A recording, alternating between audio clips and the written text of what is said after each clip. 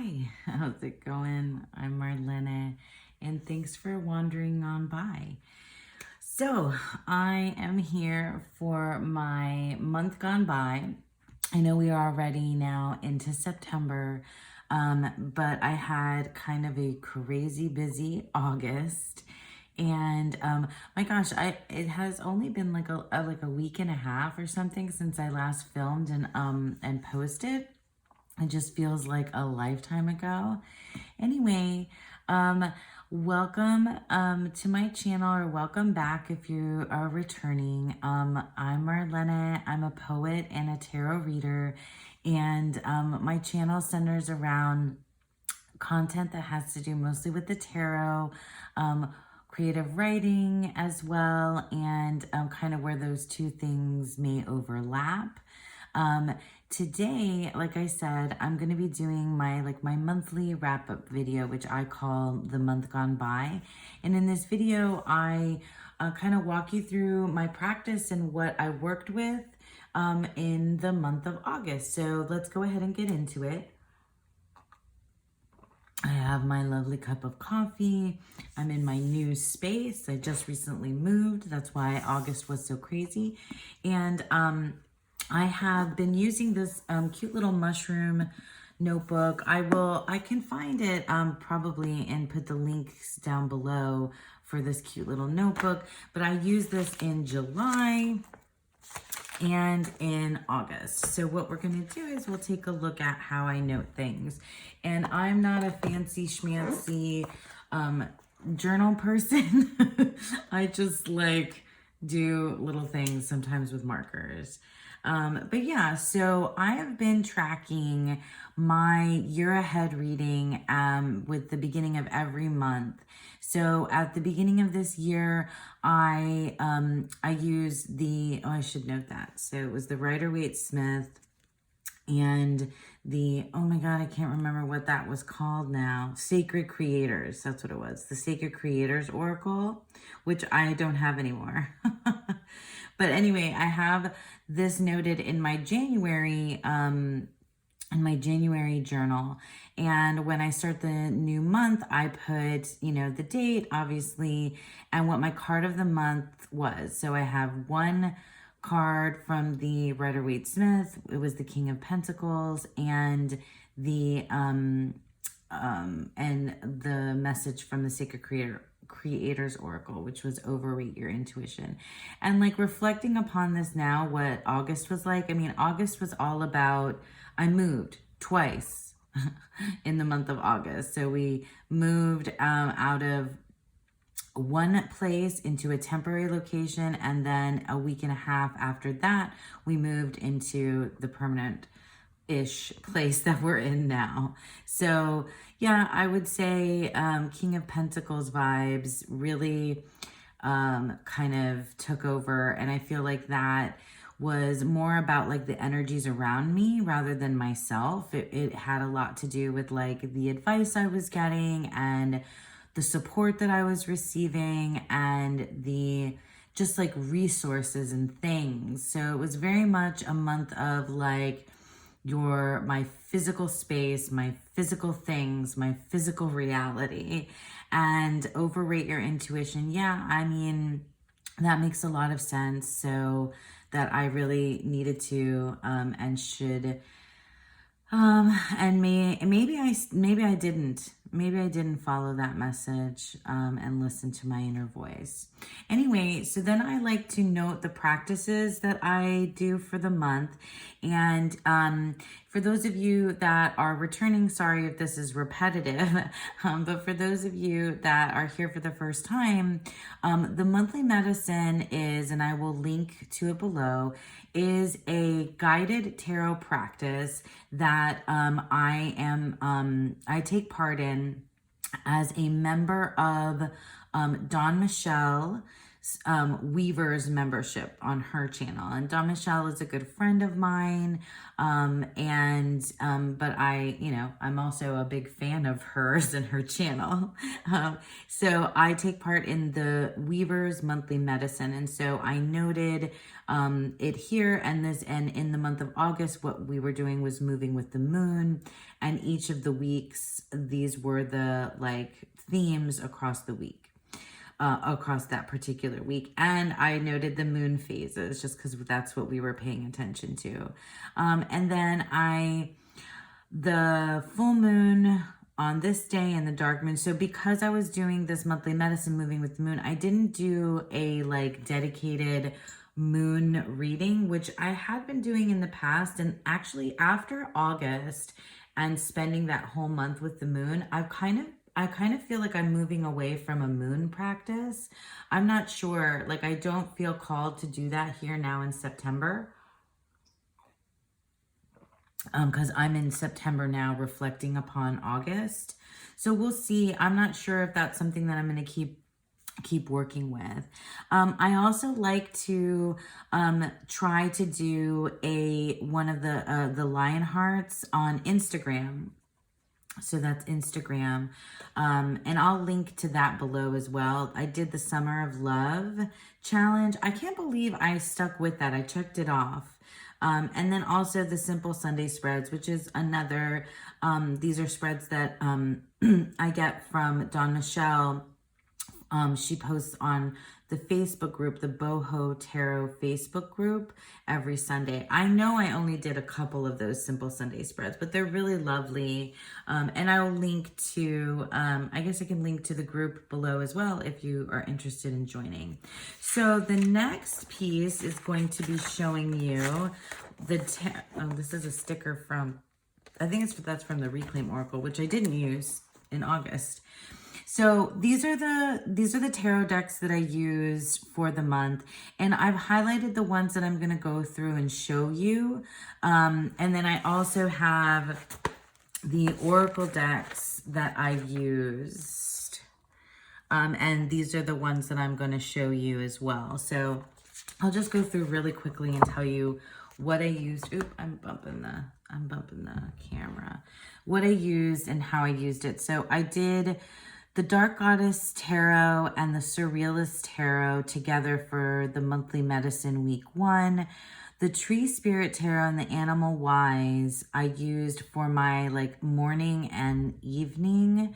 I also, the Tree Spirit Tarot, well, because I was moving and things were kind of in flux, really the Tree Spirit Tarot became one of my main working decks for the month of August. And I highlighted it in my last video, so I didn't bring it out to show you today. It's a lovely deck. I'll link to everything that I'm not showing below as well. I stuck with my Thoth Daily. I didn't bring out that calendar to show you, but I made, so for those of you that haven't been here before, I made a commitment to work with the Thoth every day for this year 2022, and even through all the craziness and flux and stuff going on in the month of August, I stuck with it. Anyway, Animal Wise Tarot, I said. The Hardy Tarot is what I used with the I Ching, and I'll show you that. Morgan Greer was the one that I used for the Summer of Love Tarot Challenge. This was this is Dawn Michelle's homemade deck that I have a copy of.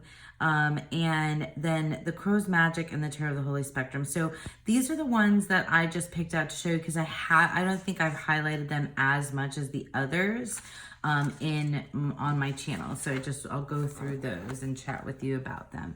And then for the oracle decks that I use the Kali Oracle, the Wisdom of the Shadow, and the Wisdom of the Divine Feminine. I really only pulled from these one time, so it was a good reading, but I didn't spend the whole month with them.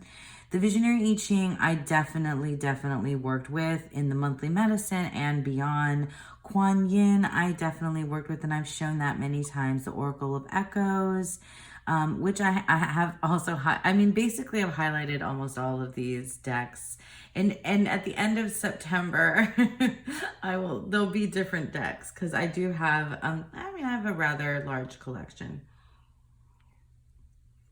But it seems like in July and August, I was really into using these particular things. Okay, so let's move on from here, and let me put my pen away and let me get out the deck so that I can show you those. The Oracle deck that I wanted to kind of highlight, or one of the Oracle decks that I kind of wanted to highlight, is the Visionary I Ching cards.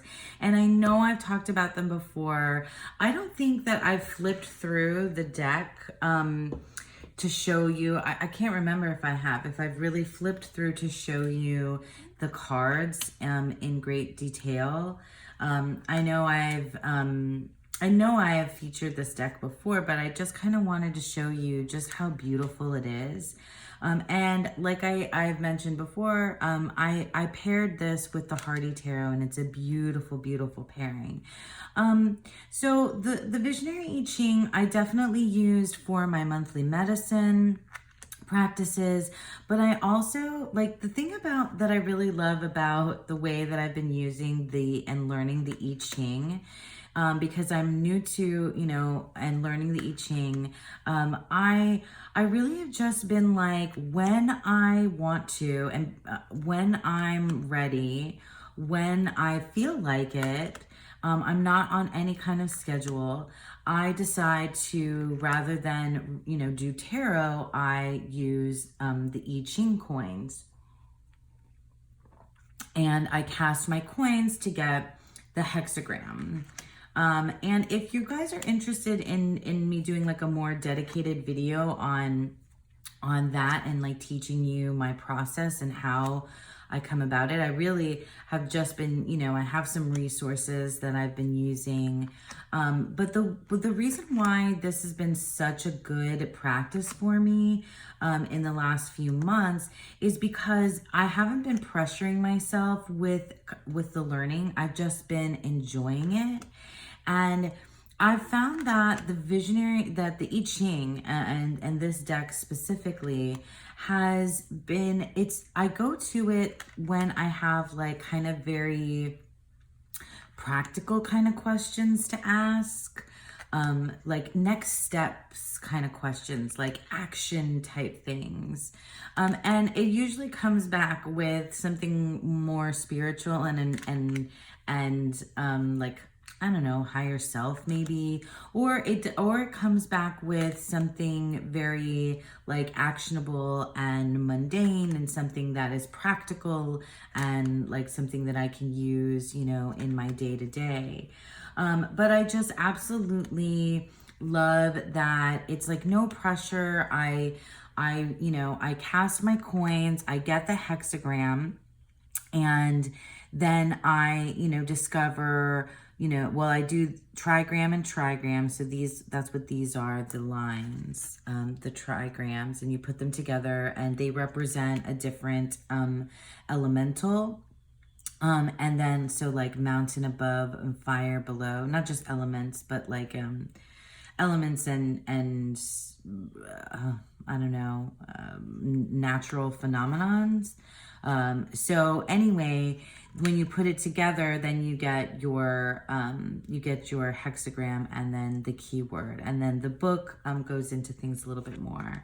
Oh, the cauldron, that's one I definitely got. But I've done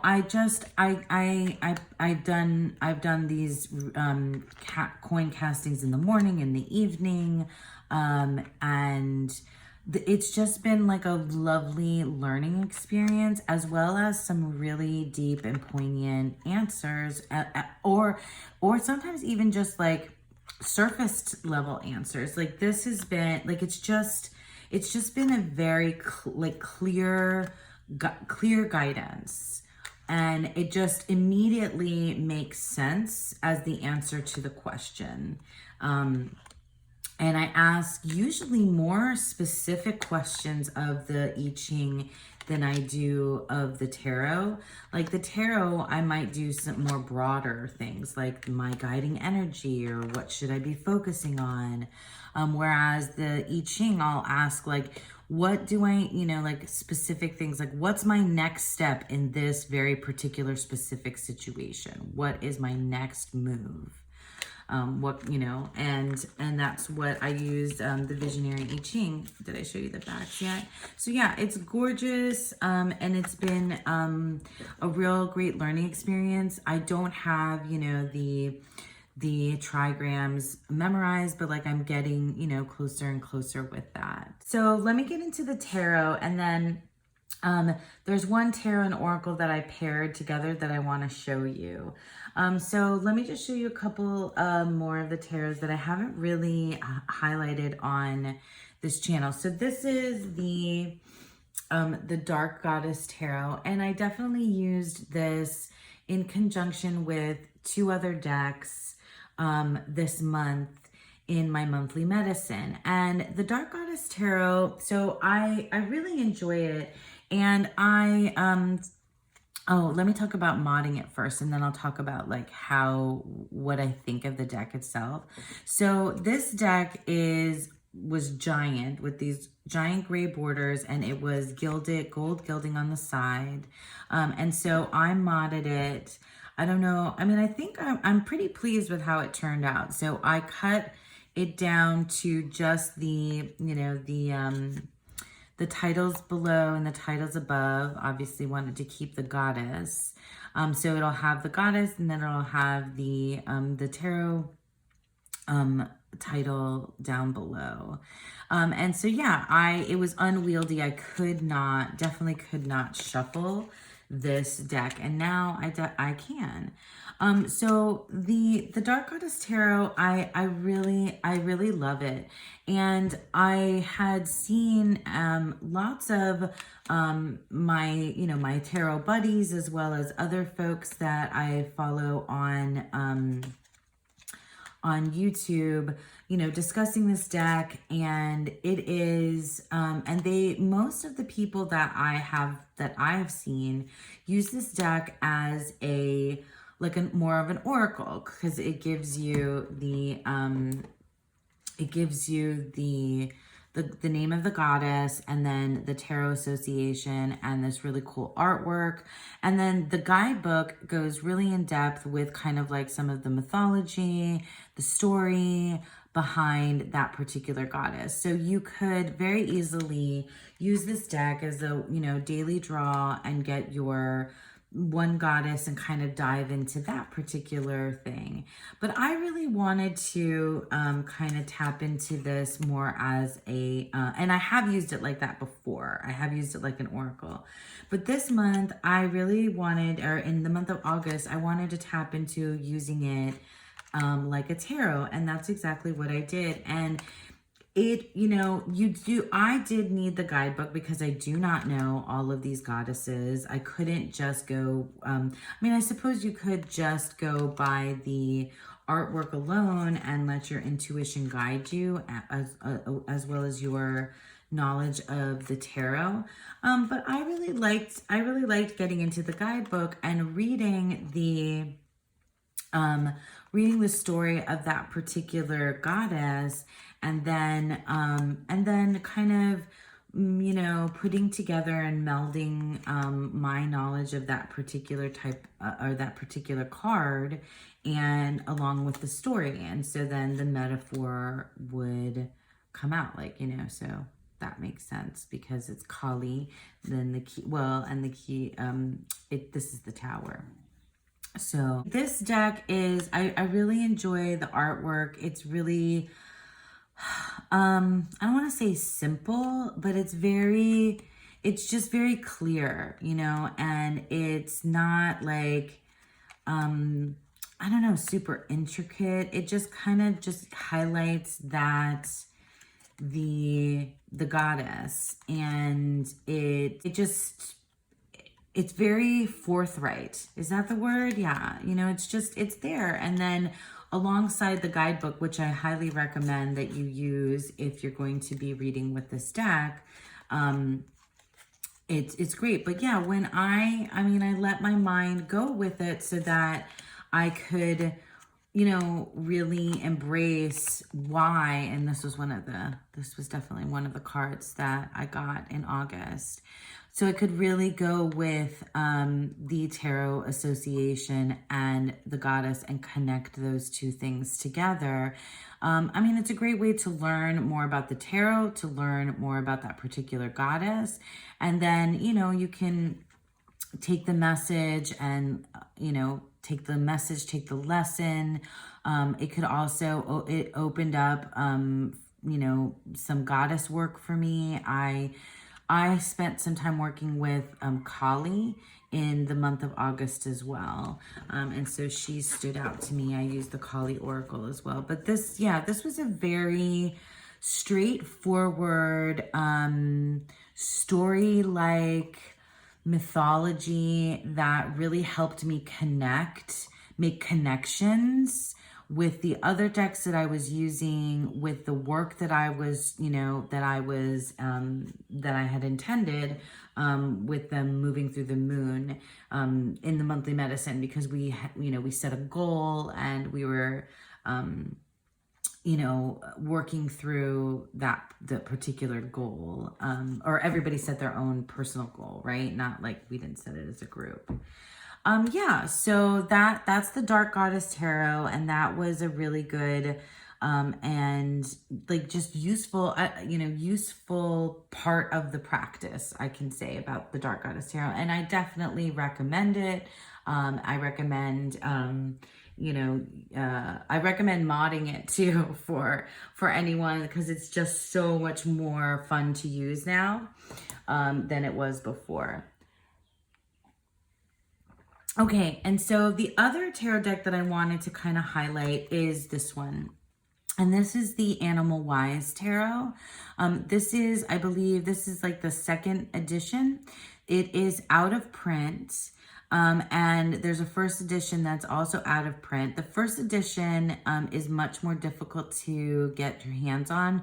But the second edition, if you search eBay or trade groups or things like that, it is a deck that you can find. And I was able to find it on eBay, and I got it for a reasonable price. It did not come with a box, so I just got the deck. Anyway, this deck, I know I've talked about it before. I don't know if I've gone through like spent a lot of time, you know, looking at cards.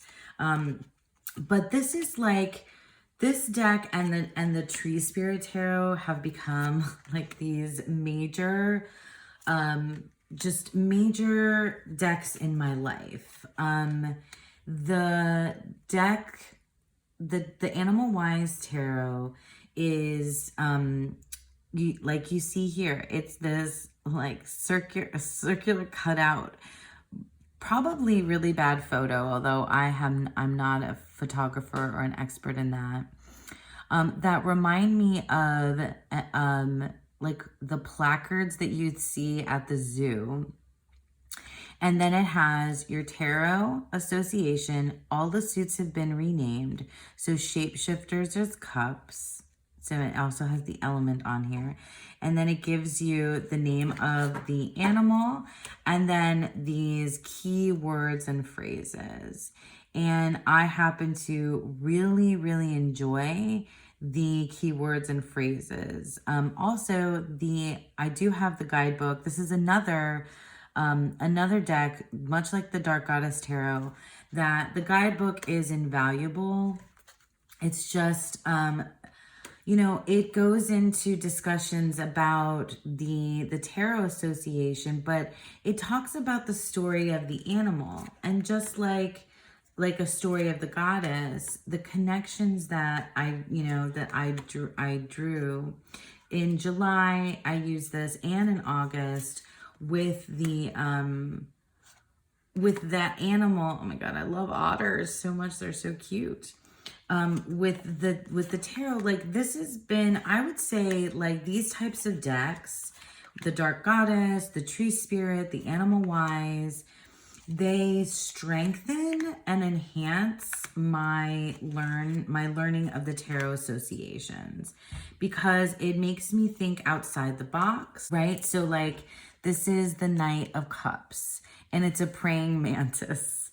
And so the keywords are insight, protection, and stillness. So, we often think of, if you read like the Waite Smith meaning, the traditional Waite Smith meaning is that the Knight of Cups is a gift giver, a bringer of love. On some negative associations are like that the Knight of Cups is kind of like creepy, like overmuch with emotion, to kind of fake in that way. And that it's just great to think, because the praying mantis is it's a predator insect, and I love insects too, by the way. So this deck is, I just think, really cool. But anyway, when you read about the praying mantis and you think about these words, insight, protection, and stillness, and then you draw comparisons between that and what the traditional Knight of Cups meaning, it just it just opens up the floodgates of things to consider and think about. And I just really enjoy doing that. It is such a valuable part of what the tarot is for me, and like what goes into my journal when I'm writing about it and how I think about my life. So in July, I had spent, the month doing animal guides. And so I got this deck at the tail end of the month and used it then. But in August, it was really the partner to the tree spirit. And so I would use the tree spirit tarot in the morning and the animal wise in the evening. And I would connect those ideas. And it was just really neat to think about the metaphor, the story of the tree, and then the metaphor and story of this animal, and then the tarot and the connection between them. Like, I just really like to, for me, this is why I love this, why I absolutely love it. Yeah, so this deck, some might find it ugly. It's that, ugly pretty for me. And I've fallen in love with decks like that are, I guess, are ugly pretty. Because the last one that I'm going to show you, it falls into that category of ugly pretty. And I have featured this deck on my channel before. So let me show you. These two is what I use together. So the Crow's Magic and the Oracle of Echoes. The Crow's Magic Tarot is an out-of-print tarot deck that I found on eBay. And I gave some tips about eBay before, but if you are really wanting something, just stick with it. Visit eBay, trade groups. A lot of people, I hear them say, like, if it's meant to be, it'll come to you. And sure, that's great. But I also, did some legwork or whatever, app work in eBay app to, bring this to me. So I use these two decks in conjunction with, I use them together for the monthly medicine. And then I also use the Crow's Magic just on its own. I love this deck a lot. I don't have the guidebook. I really, really want the guidebook. I'm a big fan of guidebooks. I should do that tag, the top 10 guidebooks. The Oracle of Echoes, I believe, I'm not sure if it's out of print now or not, but I'll definitely leave the link below. I have definitely featured this deck before on my channel, and let's just look at these together. These, I don't know what possessed me to put them together, but when I did, they just sang beautiful music together.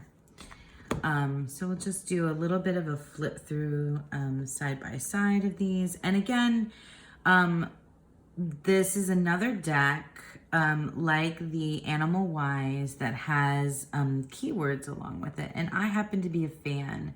In fact, I have lots of thoughts about keywords and I'm going to get to that. I'm thinking, I've got, some ideas about some videos to send to put out for you that have to do with keywords. And like keyword studies. Anyway, so I used this, I used these two decks together with the monthly medicine, and they were just, it was just stunning, the way that they spoke to one another. Hang on, let's do it this way because I think it might, so that you can see. Okay, yeah, let me grab a few of these away so that you can see how I'm doing the Don Michel standard, or what should we call it? the Don Michel way, yeah, to put these together so that you can see how they look. And it's just, I don't know what it is about. Maybe it's because of the dark, the keywords, something about the way that these decks just paired together made for some really amazing readings for me. Very profound. In fact, I wrote a poem after I did one of the readings. I feel like these piles are not equal, and that's bothering me. But yeah, if you look at protection in the middle, 5 of Wands, 4 of Cups. I don't know why. I mean, I guess I do know why, because there's something about these, like this digital art and then this softer, I don't know if that's watercolor or I don't know what the medium is, but there's something about the coloring of these.